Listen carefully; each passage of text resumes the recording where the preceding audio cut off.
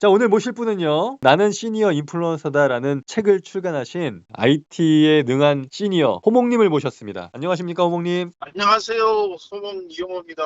네네. IT 최신 트렌드를 전해주는 호몽님의 코너, 매일 아침 IT 시간입니다. 네, 굿모닝 GPT. 오늘은 어떤 소식을 가지고 오셨나요? 지금 안 그래도 제 요새 주 관심사가 인공지능인데 생성 인공지능이라고 GPT가 이제 바로 그런 부분인데 가까운 시일 내에 MS 마이크로소프트사가 오피스 365에다가 GPT 기능을 실어버리는 이름이 이미 정해졌어요. 오피스 365 코파일럿이라고. 그래서 이 코파일럿이 되면은 당연히 이제 구글도 사실은 구글 스프레드시트부터 해가지고 그게 다 이미 적용을 해가지고 거의 동시에 발표할 거예요. 네. 근데 MS 오피스가 전 세계 일반 사무 업무 분야에 다 투입이 돼 있기 때문에 여기에다가 인공지능이 들어가 버리면은 일반인들, 호사가들의 어떤 대상이 되는 인공지능이 아니고 업무에서 인공지능이 그냥 바로 적용이 되어 버리는 그런 세상이 오기 때문에 상급 효과가 어마어마할 거라고 저는 생각합니다.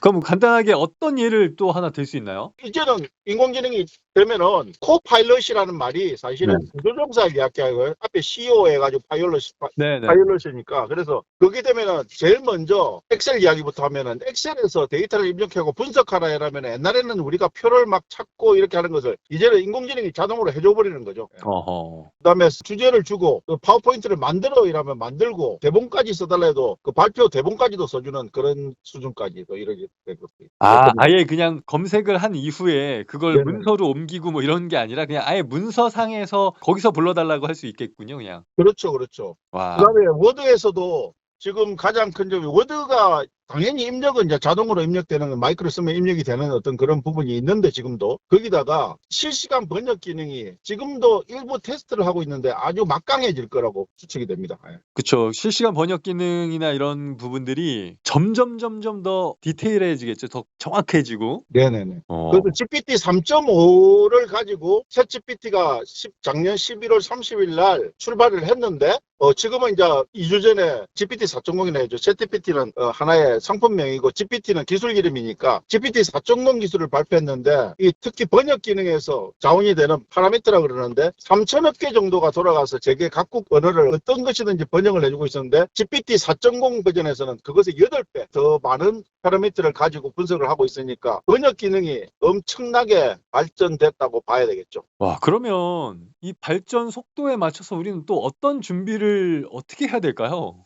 저는 항상 어제도 저를 일선으로 찾아온 젊은 친구들한테도 이야기했는데 옛날에 폴더폰에서 아이폰이 처음 나온 게 2007년인데 폴더폰에서 아이폰이 처음 나왔을 때 사람들이 뭐 전화기라는 게 전화만 되면 되고 문자 메시지만 가면 되지 그렇게 스마트 컴퓨터 이런 것을 핸드폰이 가지고 있어야 되냐 이랬는데 지금 15년이 지난 입장에서는 누구나 다 스마트폰을 쓰고 있단 말입니다. 그렇듯이 지금 인공지능이 저는 그거하고 똑같다고 생각해요. 지금은 인공지능 챗GPT가 일반 호사가들의 어떤 그런 담론으로만 끝날 수 있는지 모르겠지만 이미 우리 세상 속으로 그냥 확 다가왔거든요. 불과 몇 개월 만에. 벌써 제가 추정키로 한 2억 명 가까이가 지금 챗GPT를 쓰고 있는 것으로 알고 있는데 이게 다가온 게 특히 API라는 것을 통해 가지고 각종 프로그램이나 앱에 다 적용이 되면은 이거는 이미 우리가 쓰고 있는 앱에 모든 게 인공지능이 들어간다는 말이기 때문에 우리 생활 전반에 다 미치는 영향이 어마어마하다고 봐야 되겠죠. 우리가 이걸 막으려 해도 막을 수도 없는 파도고 그러니까 인정하고 이제는 앞으로 제가 어제도 그런 이야기들을 젊은 친구들에게 이야기했는데 인공지능을 쓰는 가장 효율적인 방법은 이런 거죠. 교수도 기자도 챗GPT라고 한정하지 말고요. 생성 AI에 대해서 얼마나 잘 검색하고 하는 기능이 거기에 엑스퍼트가 되느냐가 관건이라 그죠. 그냥 챗GPT가 요새 뭐 대명사처럼 쓰니까 챗GPT를 잘 쓰는 기자와 잘 못 쓰는 기자 이렇게 세상이 나눌 거라는 겁니다.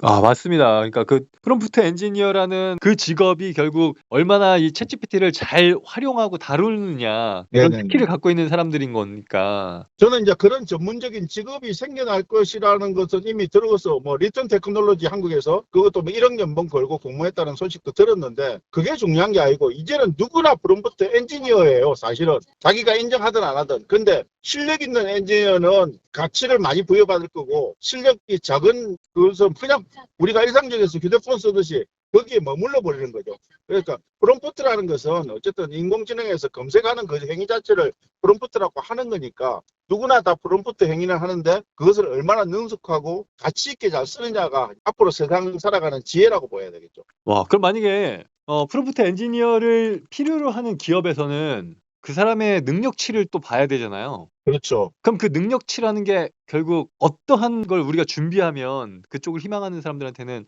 좋은 포트폴리오가 될 수 있을까요? 일단은 뭐 인터넷에 아주 능숙하다 이렇게 하는데 사실은 인터넷에 생긴 정보가 90년도부터 30년간 쌓여있는 정보거든요. 근데 그것을 우리가 다 외울 수는 없지 않습니까? 다만 어떤 내가 주제를 설정해 가지고 먼저 검색어를 넣어줘야 되기 때문에 다양한 분야에서 관심사와 독서를 많이 한 사람이 일단은 먼저 그게 전제 조건이 될 것 같고요. 그래야지 내가 어떤 명령을 내릴 것인가 결정되니까. 그 다음에는 지금 코딩을 잘하는 프로그래머가 그 부분에서도 좀 더 승부수가 나올 수 있을 것 같아요. 특히 가장 일반화된 파이썬을 잘 쓰는 그런 쪽으로 좀 공부를 하다 보면은 결국에는 프롬프트도 API 기술을 좀 써야지 능숙해질 수 있을 거라고 제가 추측이 되기 때문에 코딩을 잘하는 프로그래머들이 조금 더 선택을 받을 수 있는 가능성이 크다. 이렇게 저는 보고 있습니다. 와, 코딩을 잘하는 사람들은 뭐 메타버스 시대도 그렇지만 여기서도 각광을 받게 되는군요, 진짜. 그렇죠. 어제도 만났던 한 친구가 컴공이 전문이었는데 거기는 따로 자격증을 공부를 안 하더라고요. 나는 의외였는데 정보 처리 기사 이런 자격증을 따는 줄 알았더만은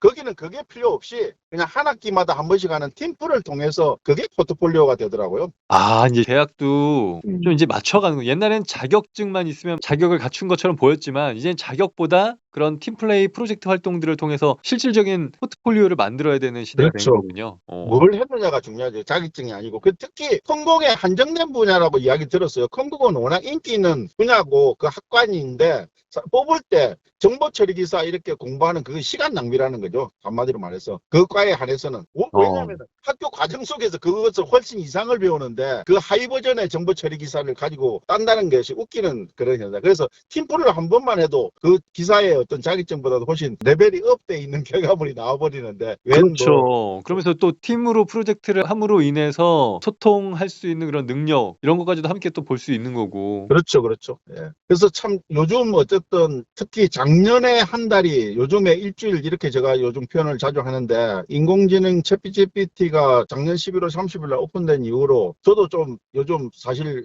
머릿속에 가부화를 좀 많이 받고 있습니다. 새로운 정보가 너무 많아져 가지고 과연 어디를 어떻게 접근해야 되는가. 그래서 이런 쪽에서도 스트레스를 좀 안 받고 선택과 집중이란 말을 제가 잘 쓰는데 그런 것을 잘 해가지고 행복하게 살아야 되는데 요즘 저는 조금 그런 강박관념 속에 사는 것 같아요. 자다가도 벌떡벌떡 일어나가지고 인공지능을 생각하게 되고 과연 어떤 주제를 가지고 이야기를 해줘야 될 건가 부분인데 이게 너무 빠른 뉴스들이 많이 그러니까 계속 정보가 업데이트되고 있을 때 정리를 못 하겠어요. 솔직히 말하면. 요번에 이제 책이 출간되시잖아요. 네네네. 나는 시니어 인플루언서다라는 책이 이제 3월 23일 출간이 되는데 출간 이후에 다양한 분야에서 강연이나 활동이 굉장히 많아지실 걸로 예상은 되지만 매일 아침 또 저희 코너에 나와주셔서 이렇게 저희들도 현실 생활에서 바쁘고 이런 것들 찾아보기 어려운데 어떻게 될지 모르는 저희 구독자 시청자들을 위해서 호몽님께서 체리 피커가 돼서 저희들에게 맛있는 이 체리를 쏙쏙 골라주셨으면 하는 바람입니다. 아이고 저도 그렇게 되기를 바랍니다. 네네. 오늘 말씀 감사하고요. 또 예, 예. 좋은 이야기 기대하도록 하겠습니다. 예, 저도 오늘도 열심히 좋은 하루 공부해 되십시오. 보겠습니다. 네, 감사합니다.